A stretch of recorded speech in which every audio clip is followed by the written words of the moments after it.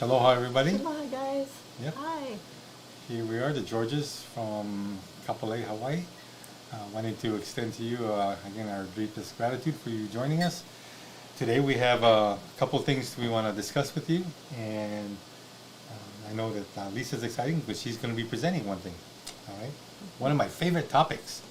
Maybe not so favorite anymore, though. Favorite in a different way. We'll see. We'll see. Yeah.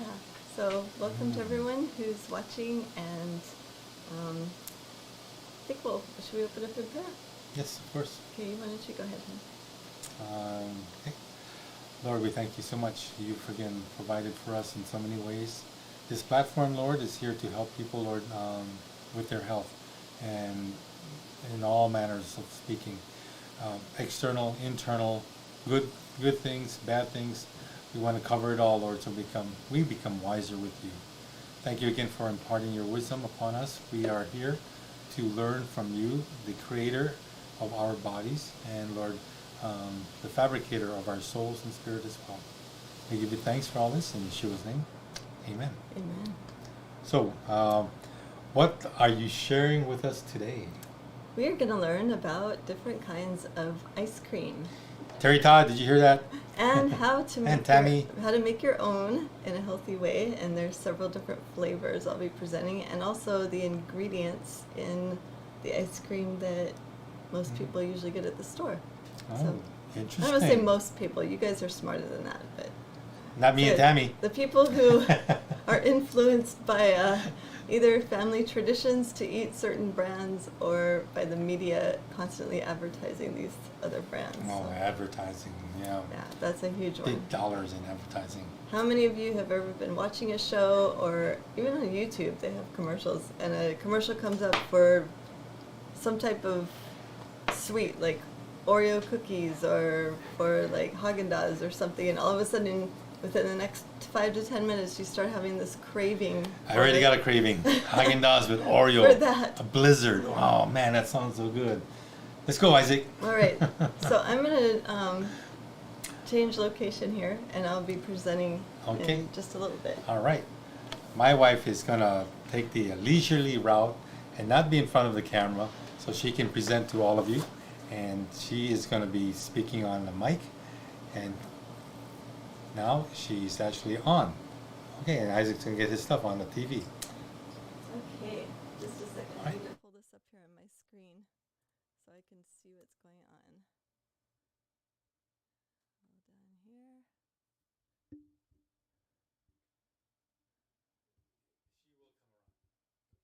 Okay. Tammy George, it's good to see you.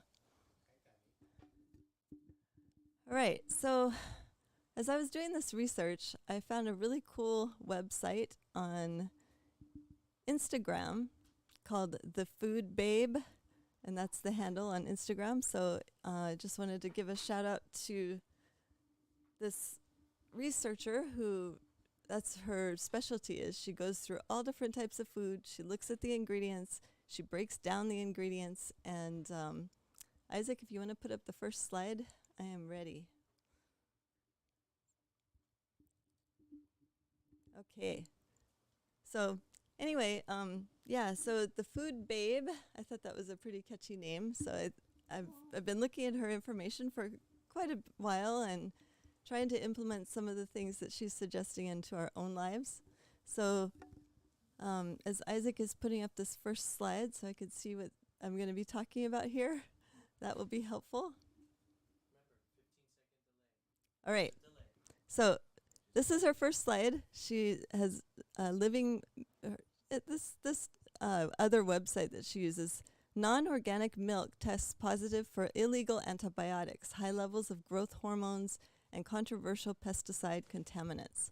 So you guys, if you want to pause this, if you're watching this after the fact and after we do our live stream, you can go back in here and you can read all about all the antibiotics that are put into animals, and then how it affects all of the food that animal produces, including meat and milk and even eggs for chickens. This level of antibiotics is really high, and it's not advertised so that we'll see what it is in the ingredients, if that makes any sense. If you're reading labels, it might be advertised as just like natural flavors, or they will never put on the, at least I haven't seen any names that puts it right on there, just like antibiotics. Okay, so I saw the second slide come up there for a second, and then it disappeared. Okay, so I think that it'll work better if I can see what you're doing there, because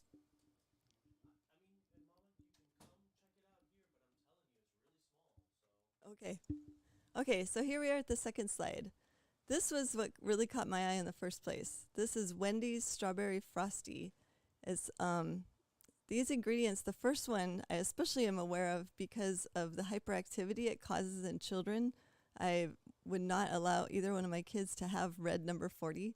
So there's mono and diglycerides. It's a byproduct of oil processing, such as canola and soybean oils, which may contain trans fat that is detrimental to our heart health. And then I didn't realize this ingredient, carrageenan. It's a thickener and emulsifier linked to digestive issues and cancer. And then it also contains potassium sorbate. So this special thing that Wendy's is advertising, this strawberry frosty,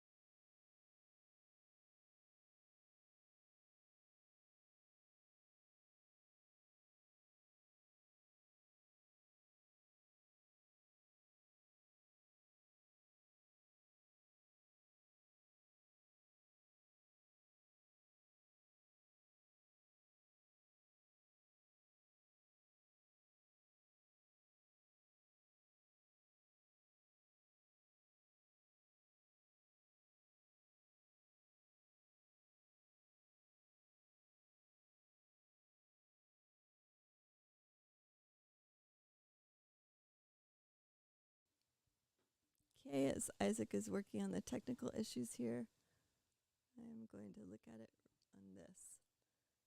So the next one is the green pops. This one is like 10 minutes. All you need is apple, kale, which is one of Noble's favorite, cucumber, and lemon. And so the lemon kind of sets everything off, so it just brings out more of the apple flavor. I think these look pretty good, but I don't think Noble will eat this because it's green. But they're very good for you. The next one is the peach pie pops. I think those look pretty good too. All it takes is 1 cup of peaches, and you could probably use canned as well, but the fresh ones are probably better if it's peach season where you live, maybe in Georgia. That would be good. Chia seeds, cinnamon, maple syrup. Maple syrup is a much better sweetener of choice if you have to choose between sugar or maple syrup or even honey. Maple syrup is a pretty good option because it really sweetens things, so it tastes brings out the flavor really well.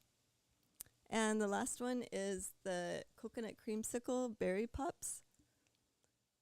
If you take a look at this, it's just coconut milk, some orange juice, the zest, some maple syrup again, or it says you could use coconut nectar or honey, and mixed berries, and even a little pinch of sea salt in there. And one of these classes, Noble's going to be talking about the benefits of having sea salt. Okay, next slide. All right. This is another recipe. If you see her, you can see her handle at the bottom there. It says Food Babe on the bottom right, and that's on her Instagram that I was talking about earlier. And so this is Cacao Candy Crunch.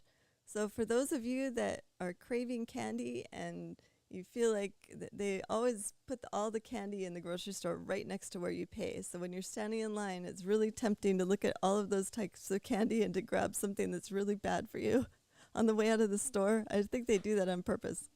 But this one is a good recipe. You can pause here if you're watching this video after we're done live streaming and get the ingredients for this candy. I think it's a really, says it's sure to cure your chocolate cravings in a fabulous, healthy way. All right. Next slide.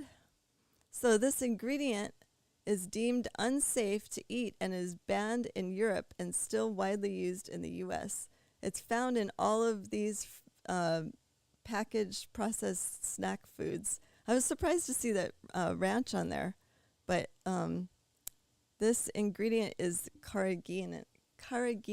The when I was talking about that, I was so surprised it can cause cancer.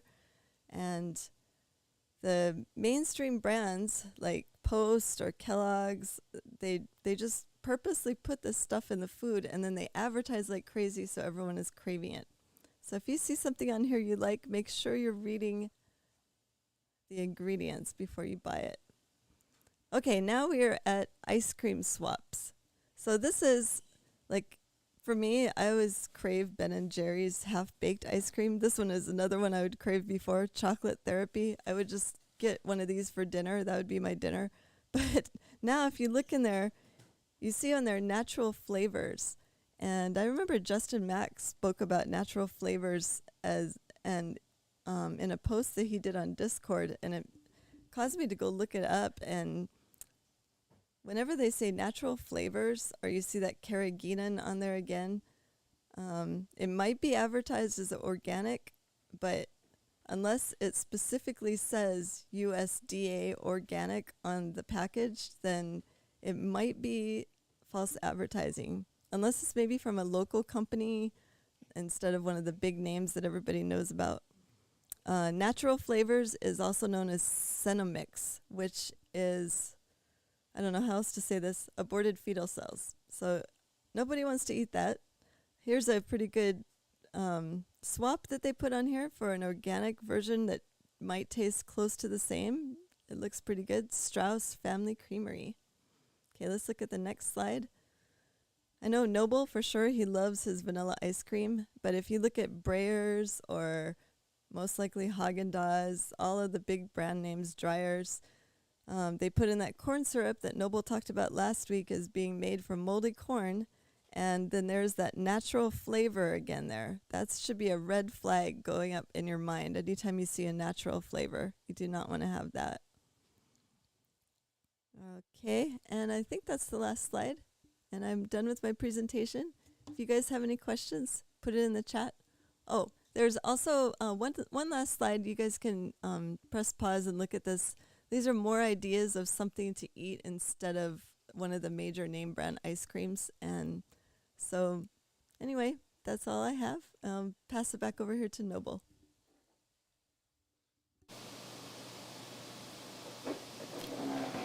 I'm sorry. My mouth is full. I'm eating something frozen, and it's not ice cream. It's actually sorbetto. It's from the brand Talenti, and we found this at the supermarket. And you're thinking, okay, well, isn't that got bad ingredients?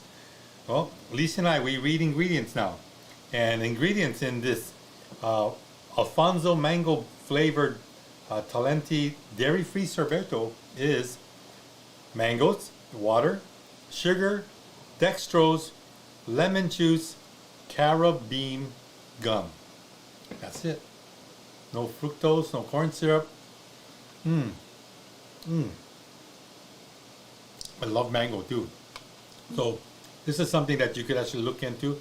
Talente is one of the brands that actually has good ingredients.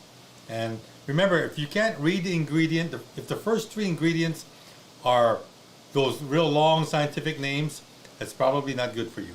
Okay? So, goodbye Haagen-Dazs. Hello Talente. Okay?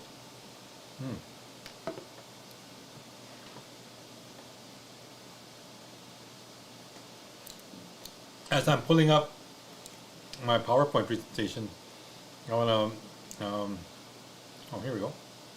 There we go. All right. Is it on, Isaac? Okay, good. So,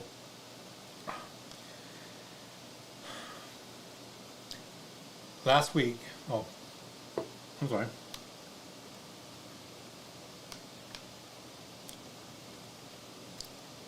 See that on the right? That's an Alfonso mango. In Hawaii, one of the sweetest mangoes you can get. That's very affordable. You can go to Japan and buy the $100 mango. You get one. It's probably very, very delicious. But something like this, you can pick up a tree for free. And there's, if you put them in a cooler with ice water, or put them in the fridge, oh gosh. Or you can get them like this, Talente, and it is so good. Okay.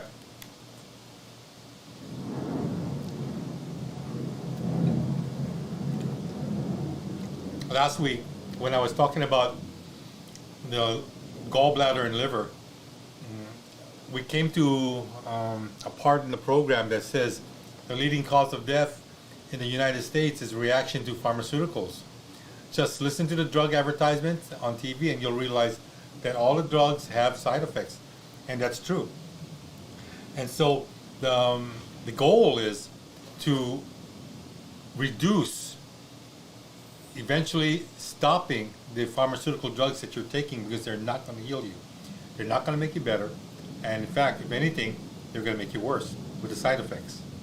So again, but with the majority of pharmaceutical drugs, you are not supposed to stop it suddenly, as your body might have bad reactions. But I did make this comment. The primary exception is anti-cholesterol drugs. Okay, and you should stop them immediately. Why is that?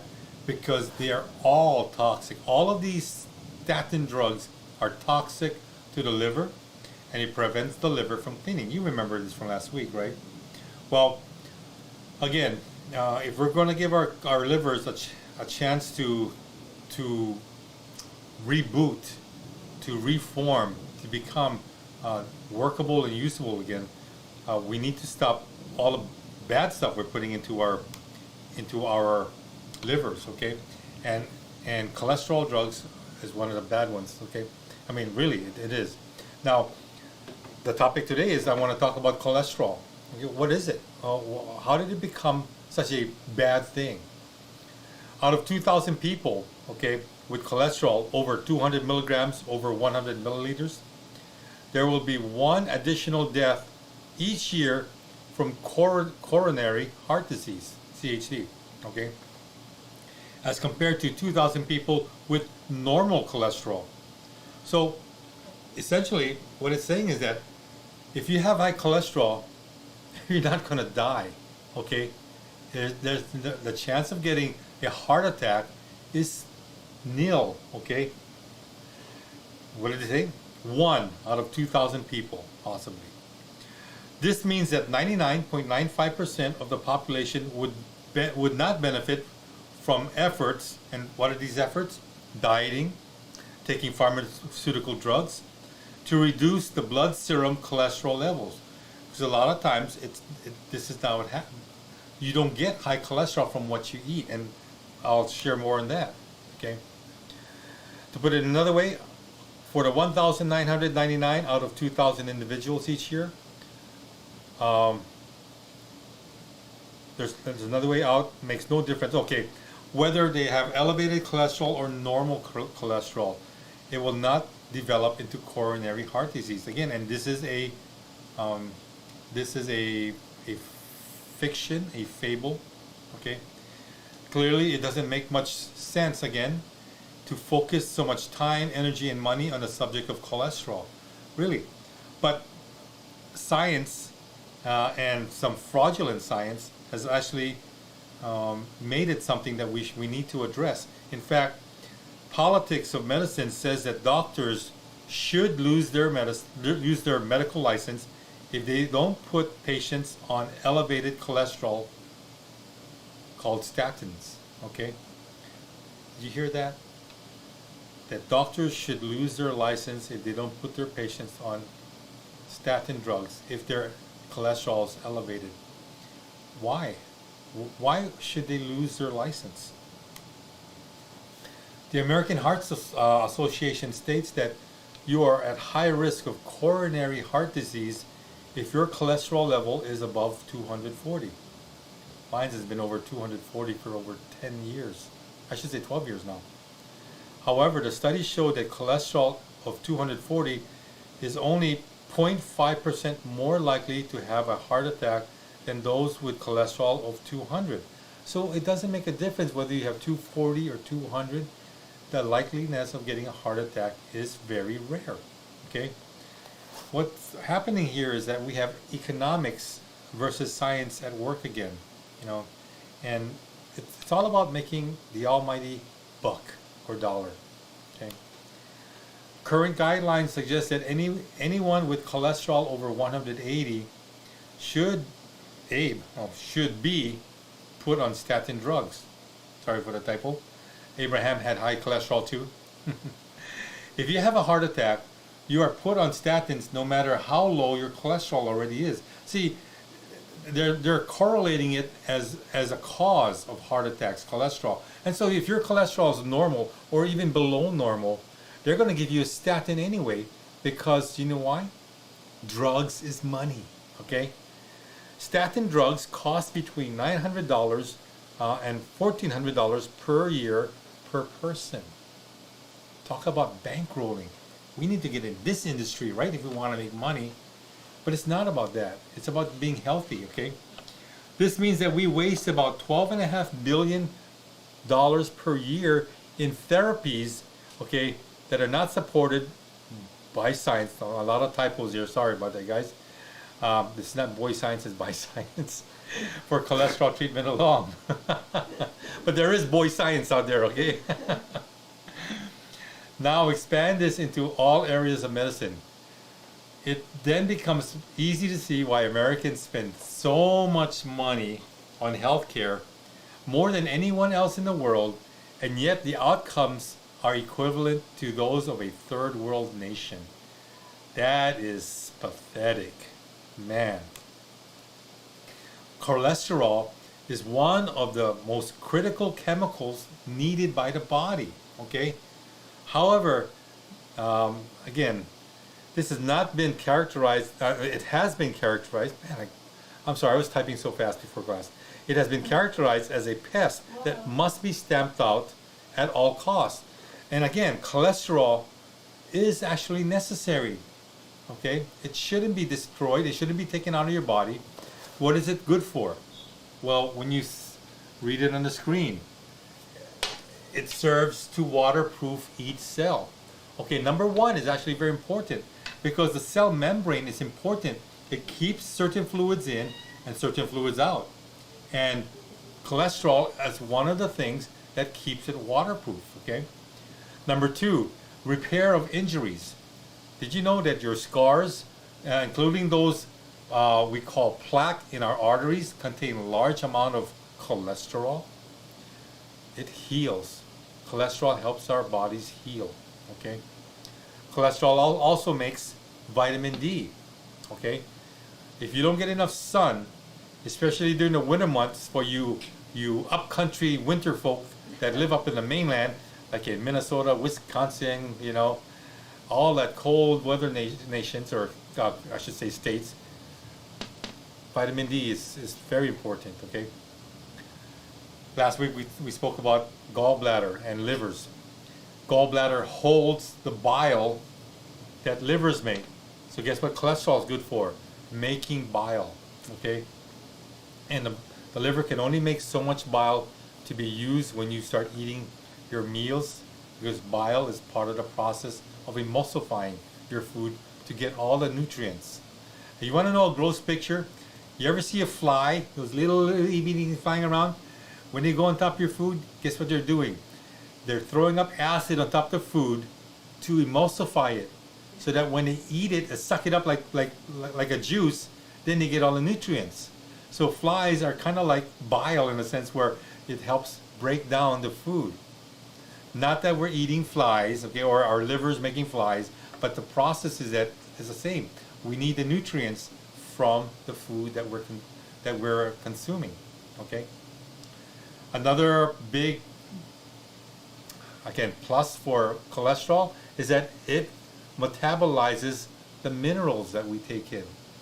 And you know, when you take vitamins and minerals are a big part of our bodies. So that's something that you also need to realize, that cholesterol is needed to form the metabolism of minerals. All right. Number 6, cholesterol is an antioxidant. Did you know that?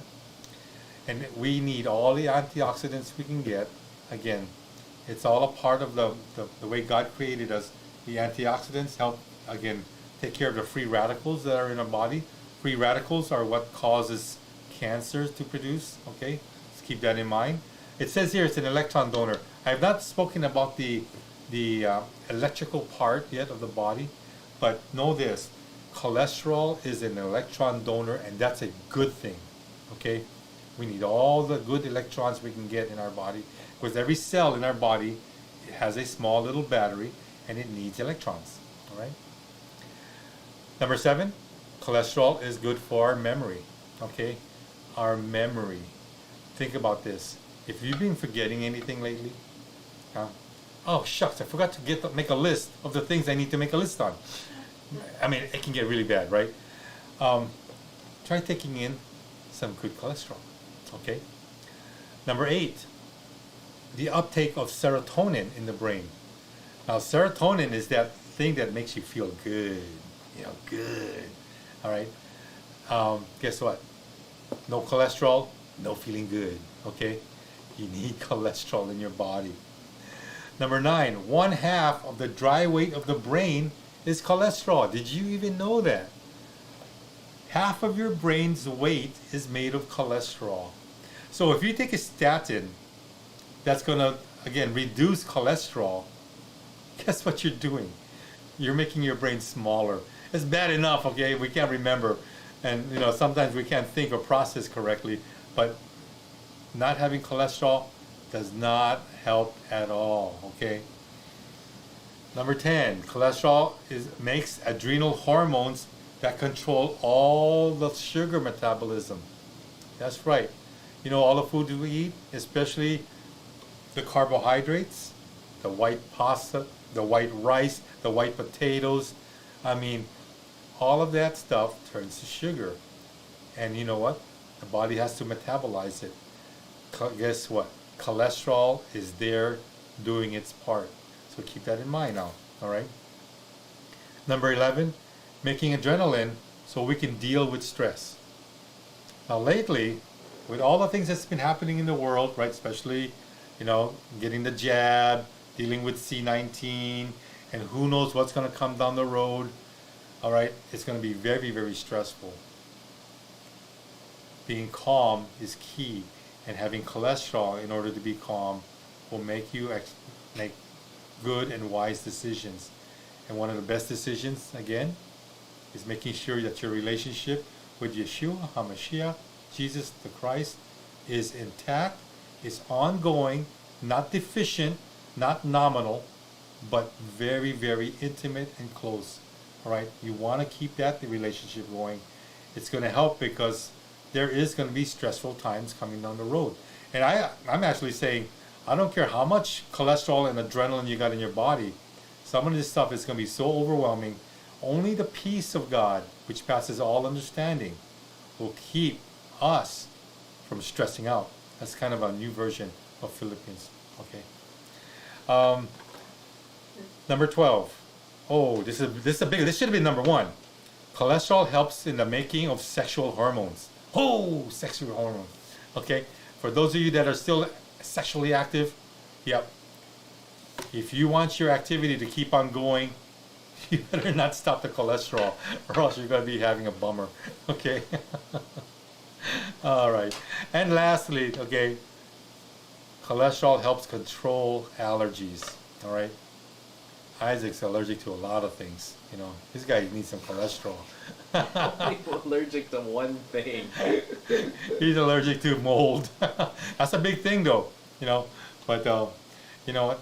If you have allergies, well, whether it's pollen, mold, you know, no money, a terrible spouse, yeah, you can get allergic to those too. You need cholesterol. Okay. Yes, I. When you were talking about the fly, Clark said, what do you get when you pull the wings off a fly?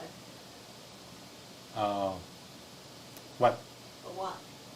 A walk? Oh, you walk? You don't fly. You can walk. Clark, good one. We're walking. What do you get when you pull the wings and the legs off a fly? You get a Lisa. She can't move anywhere. That's from Clark. I'm just writing off Clark's joke. Okay, Clark. Good one.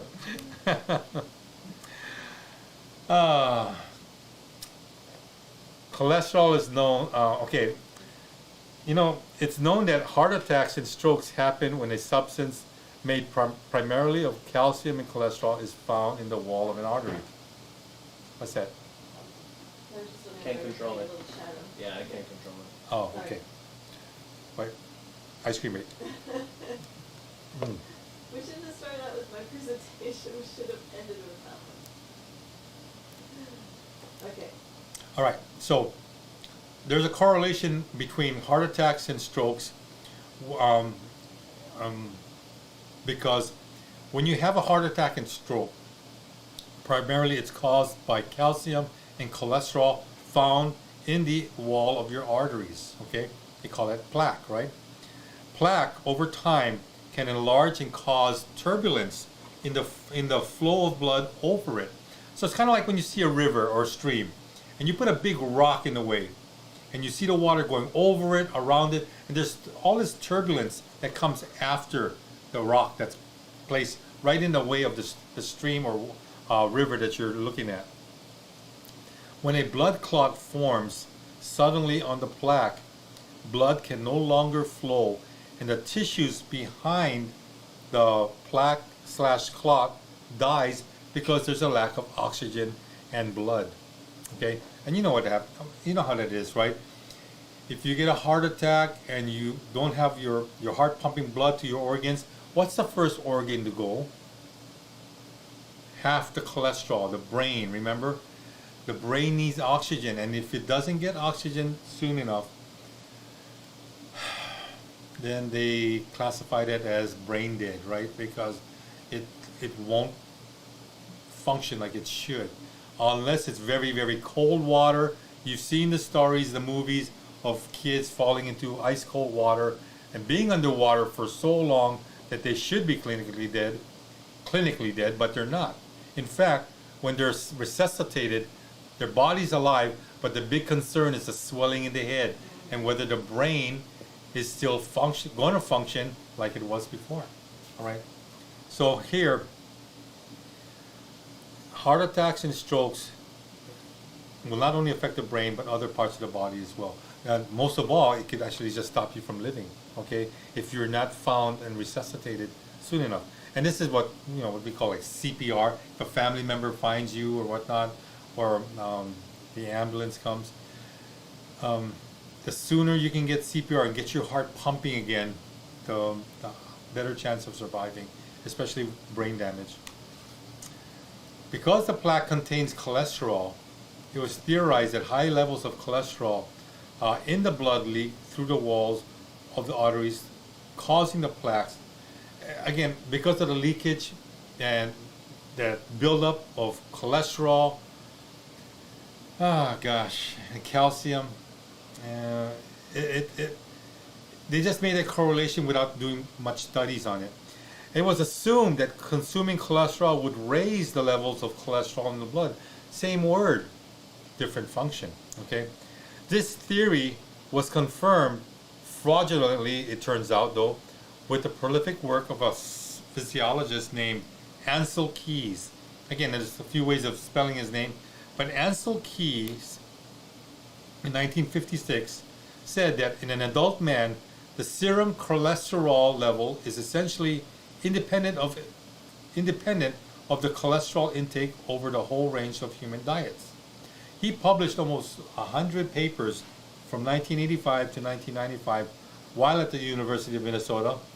And essentially, the more fat you eat, the more likely you're going to get a heart attack. That's what his bottom line is. Okay. However, Dr. Keys hid the data that did not support his intention to prove that eating fat causes heart attacks. Thus, the article that induced doctors all over the world, especially in the United States, to believe that eating fats cause heart attacks is fraudulent. Okay. So he made a claim without any facts. Well, he did the studies, but he didn't reveal all the studies. He had an agenda, probably from the pharmaceutical companies, paid him off very well, you know. Medical literature does show, however, there are a lot of literature on this, that the amount of cholesterol you eat has nothing to do with the levels of cholesterol in your blood. Same word, same spelling, two totally different types, okay? The amount of saturated fat, now get this, for you meat eaters, red meat, animal fat, coconut oil, palm oil, etc. You eat, the amount of saturated fat you eat has nothing to do with the amount of cholesterol in your blood, unless you're consuming trans fat. Okay, you do not want to do the trans fat. And remember what I shared, what trans fat was, that's partially dehydrated, okay, fats.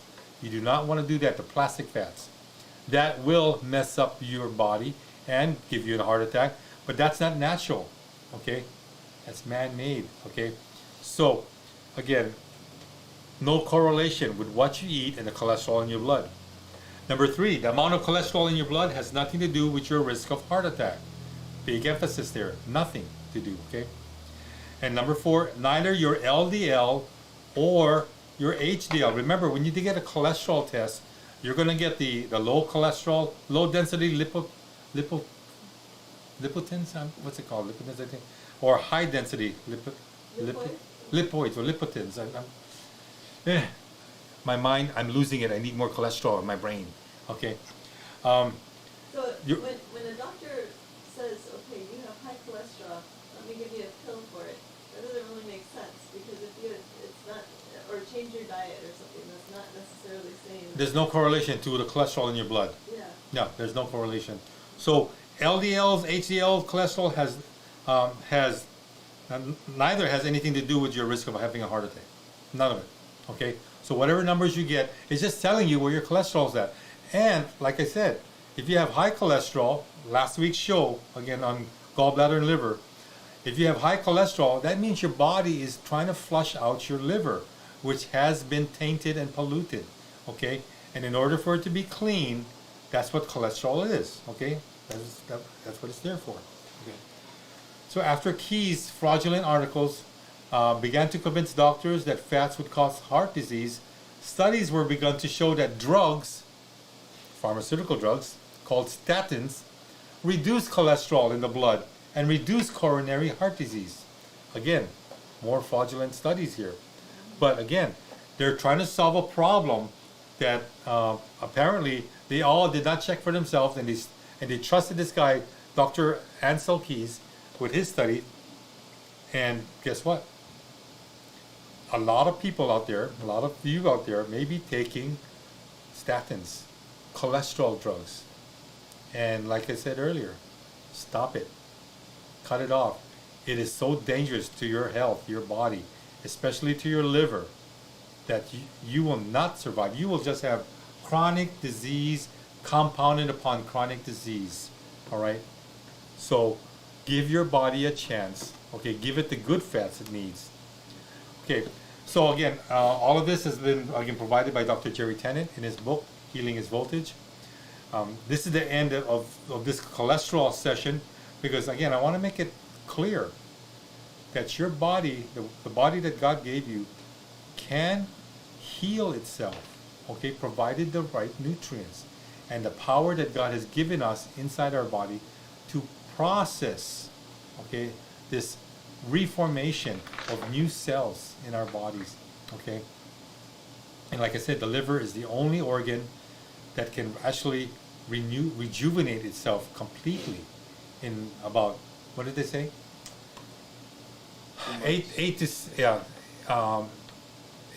2 months, 2 to 4 months, 8 to 16 weeks, okay. You have a brand new liver. Help your liver, okay. Eat the healthy fats that, again, I talked about last week. We're talking about cold water fish, avocado, certain nuts, okay, olive oils, avocado oils, good oil, good fat. Because of this, I've been eating more salads, and I've been dumping a lot of olive oil, and then some balsamic vinegar for flavor. And you know what? You don't taste the olive oil on salad. It just makes it so much juicier and richer. And yet I know that I'm putting in all this good fats in me. Because remember, for a 200-pound man, I need 40 pounds of good fats for every 2 months, okay? Every 2 months. That's 20 pounds a month. That's 5 pounds a week. 5 pounds of good fats. You do that, watch. You will start a nice journey and adventure into health, okay? The Italians pour olive oil on everything, and these buggers can live long, okay? Asians, they eat a lot of seafood, especially seaweed. Guess what? They live long because they're intaking the stuff that God created that's actually good for the body. And I'm going to go into that later. I mean, I'm developing that program where seaweed, okay, is so beneficial for the body, and it's going to help certain organs that you never thought it would, to again make your life less painful and more pleasurable. All right? How are we doing on time? Wow, we're actually early. Any comments or any questions as I take another spoonful? Kathy said that she's only gone to the doctor if she couldn't figure out what was wrong with her. Other than that, she just never went to the doctor. That's pretty good. Not bad, Tammy. Yeah, Justin Mack said that he was very interested in your topic. Thanks, Justin. Yeah, I know. Yes. There's been a good chat going on. Yep. You know what? Since we got time, let me move on to something that's actually.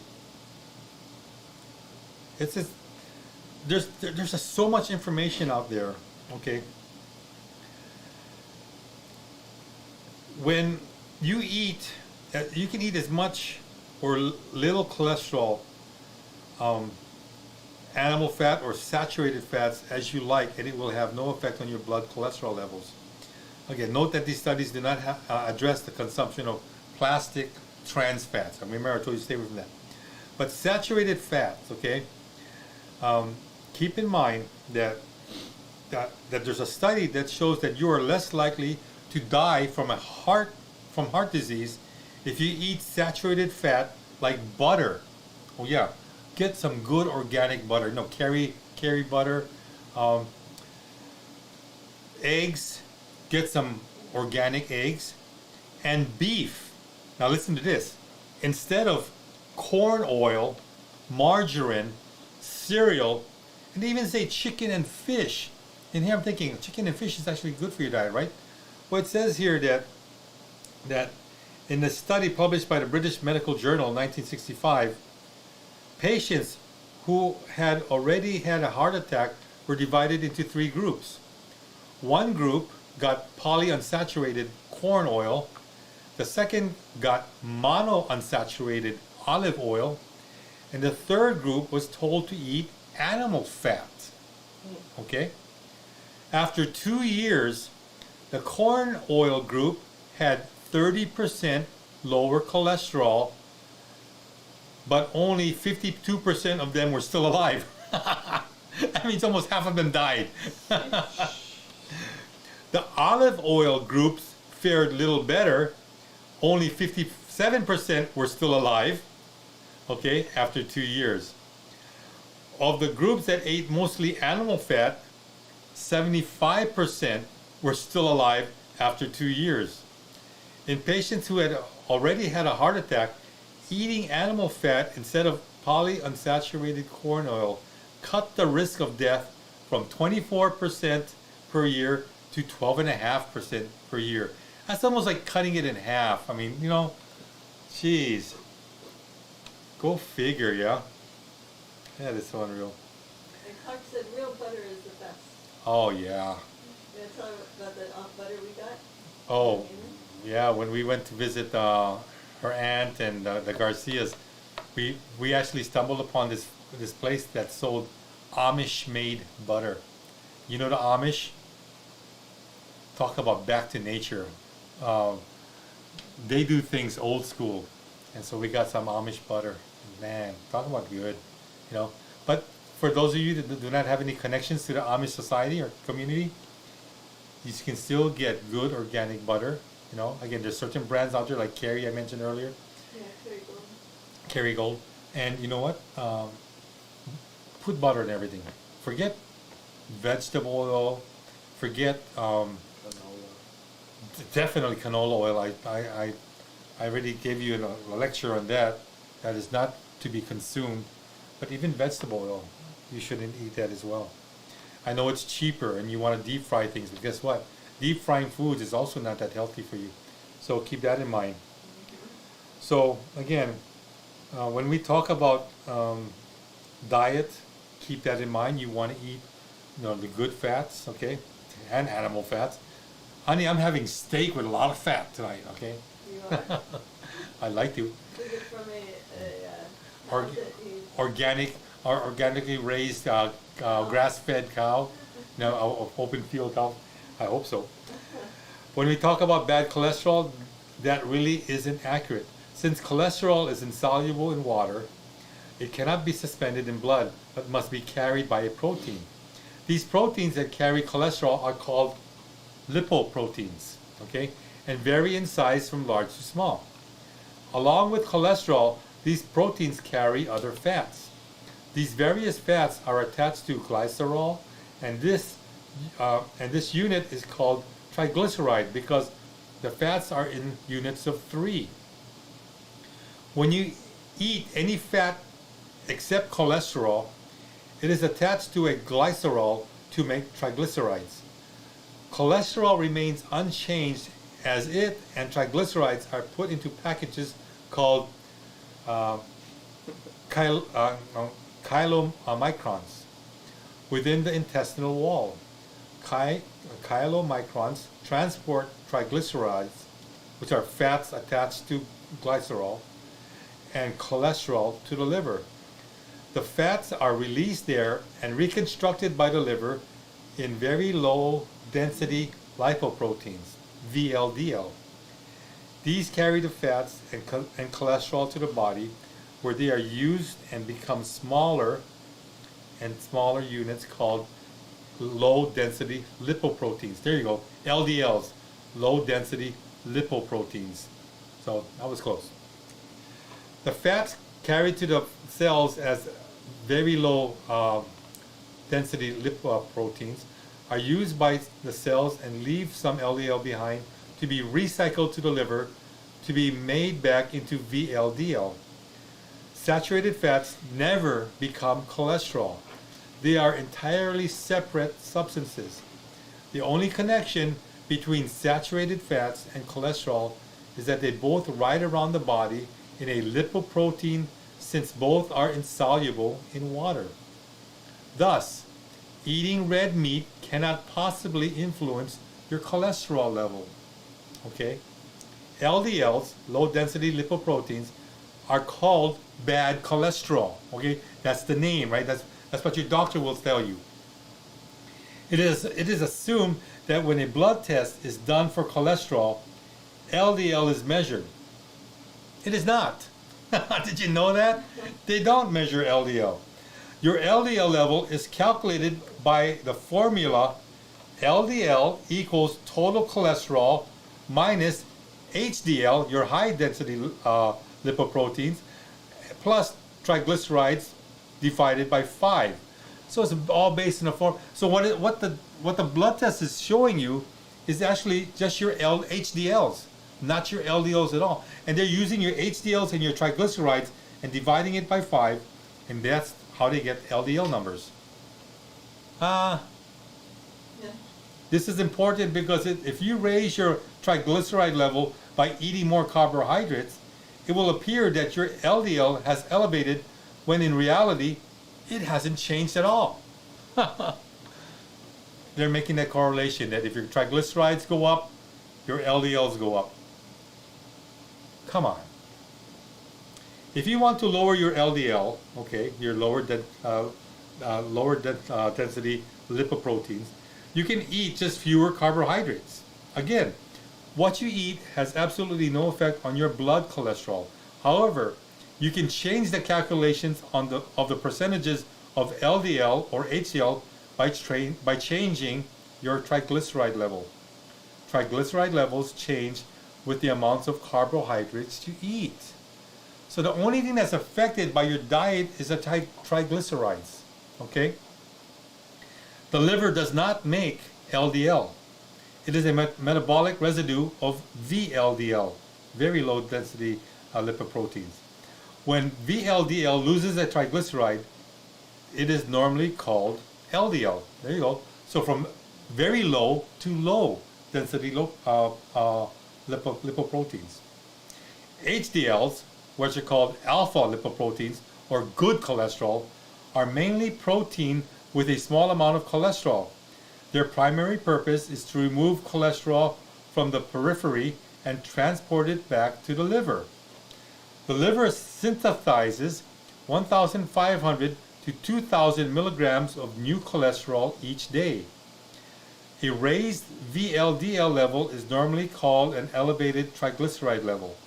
A raised LDL level is normally called an elevated cholesterol level. Oh man. They're mislabeling, miscalculating, misinforming us, okay, about our cholesterol. And they're trying to scare us into taking statins.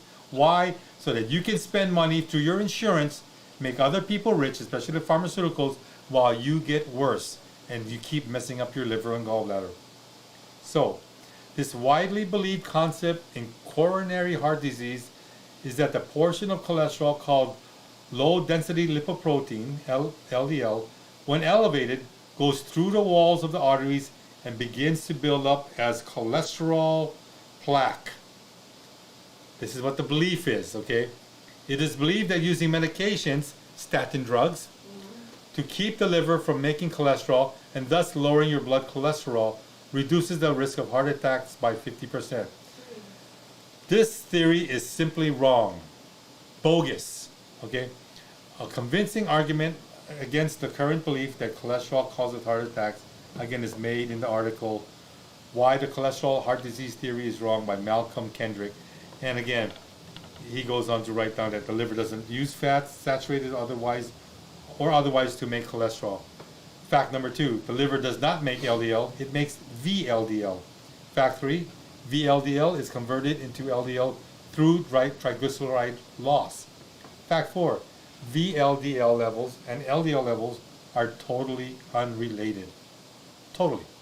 So, this means that saturated fat intake has no effect on your LDL levels. Okay? Okay. I'm almost at the end of the program time. And I just want to stop here. Again, there's just so much material and, so much I want to share. And again, I just wanted to give you this heads up. Do not stop researching on your own. If you have high cholesterol, okay, you got the report from the doctor and the blood test, you did your diet the night before and you got your blood test. Don't rest on the findings of a lab, which is based upon calculations and not a natural LDL reading. And don't trust what your doctor is going to say to you as well. okay? Because they've gone to the school of Nelson D. Rockefeller, the pharmaceutical petroleum school, okay? Nothing good that comes out of there, all right? You can take control of your health, take control of your peace of mind, take control of a lot of things, and not give it so easily into the hands of someone else that's actually very incompetent, okay? God, who's called us to be His children, has given us a lot more wisdom than that. So let us be wise with what we do with our bodies, because God knows that we can do a lot with our bodies, our minds, and our souls, okay? With that said, I hope this was interesting, if not fascinating. I've learned a lot. I hope you learned a lot. And I hope you will start the trend of eating better, eating wiser. And you can still eat steak with the fan on. Yeah! I'm so excited about that. Well, with that, Heidi, you want to come join us? Yeah. If there's any other comments or questions, please feel free to contact us again. And I just put up a reminder too. Oh, yeah? About this coming Saturday. Remind you guys we're postponing Hebrew class. We're taking a little bit of a break. Oh, not postponing. We're not having. We're not having. We're not having class on the last Saturday of the month, and the last Tuesday. On the last Tuesday of the month, we're not having no Stop the Pain program as well. We are taking a Sabbath every month, and again, I think that's a wise thing to do, because rest is a big part of our healing. And you know, a lot of times the work that goes into Hebrew class and Stop the Pain takes a lot of energy and a lot of time. And I think I need to step back a little bit, spend time with my wife, you know, take her to the beach, you know, and I like that. I see her get red. It's like watching a lobster turn red in a pot. Thanks a lot. But you know, it's just nice that we can spend time. Isaac, Lisa, and I, we do family functions. We go out. We have dinner together. We play games, board games together. We watch movies together. I mean, it's good to spend family time. You know, spend it with the people that are important. Remember, your job is not as important as your family. Your job is never even as close as in importance to our God. Okay? Work is there so that we can pay our bills. The less bills you have, the less work you got to do. All right?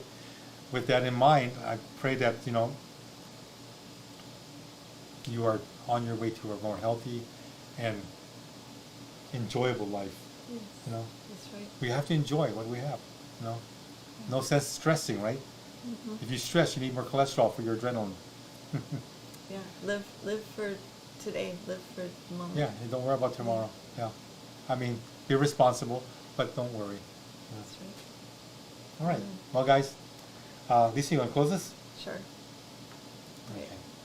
Dear Abba, thank you so much for orchestrating this whole lesson and for bringing those who needed to hear this to our show.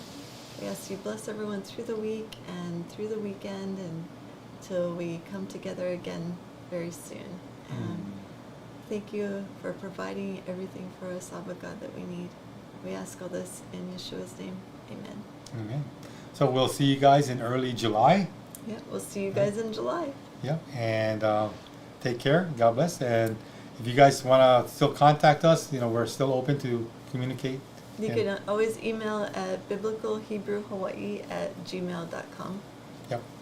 And if you decide to call or text us, remember, we are in Hawaii. We are hours behind people from the mainland. So don't call too early because she needs her beauty sleep. Especially if you text or call me or email me in the morning, I probably won't get it till very late for you guys at night. So yeah. But all right. all right. You guys have a Good. great weekend. Shalom. God bless, guys.